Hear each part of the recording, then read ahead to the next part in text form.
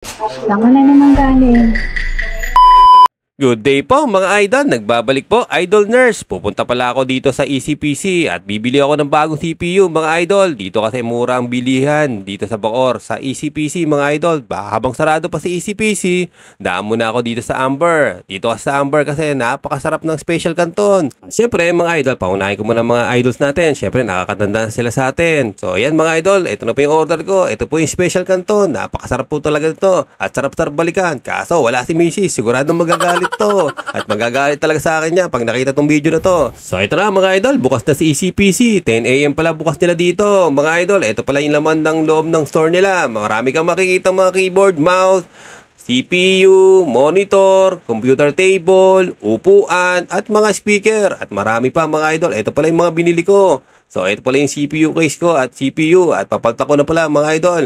At pauwi na rin ako mga idol, sinakay ko na kay Pasyo. Hindi ko kalain, nakakasya pala kay Pasyo. Siguradong hirap na naman si Pasyo. Pasensya na Pasyo. Dadaan muna ako dito sa KFC mga idol para hindi magalit si Mrs. at para hindi magalit si Jarel. Para meron tayong pasulubong sa dalawa mga idol. Saan ka na naman galing? Ano na naman yung pinagbibili mo? May nakita ako doon sa labas. Nakita sa labas Yung mo. karton sayang oh. Kalakal din to. Alakal. Kalakal din to. Oo. Wait lang.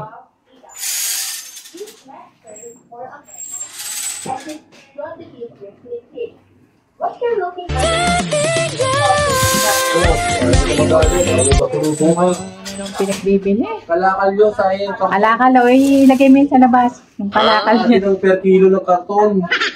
Sayang din yan.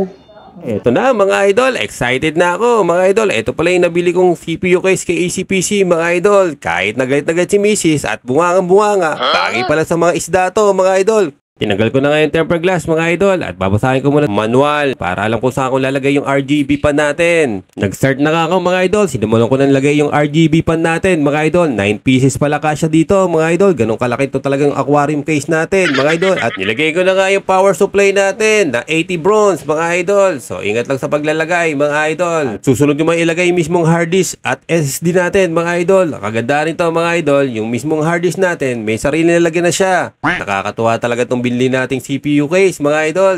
Yung iba kasing CPU case, walang sariling lalagyan ng hard disk. Kaya kalupit talaga to mga idolo. At ilalagay ko na rin yung mismong motherboard mga idol na may kasama na siyang memory at CPU pan mga idol. Ingat lang sa paglalagay dahil napakamahal ng processor. Parang si Mrs. Mahal na mahal natin mga idol.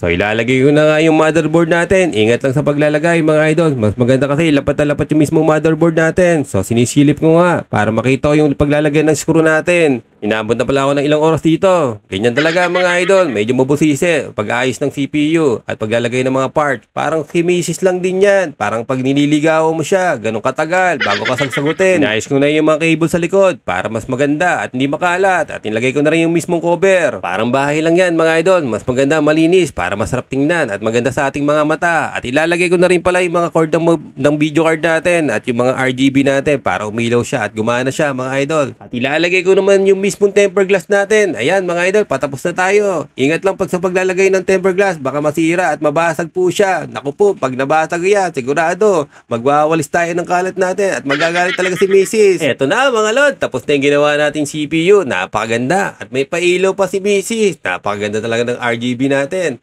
Follow and share. Bye everyone. God bless po mga idol.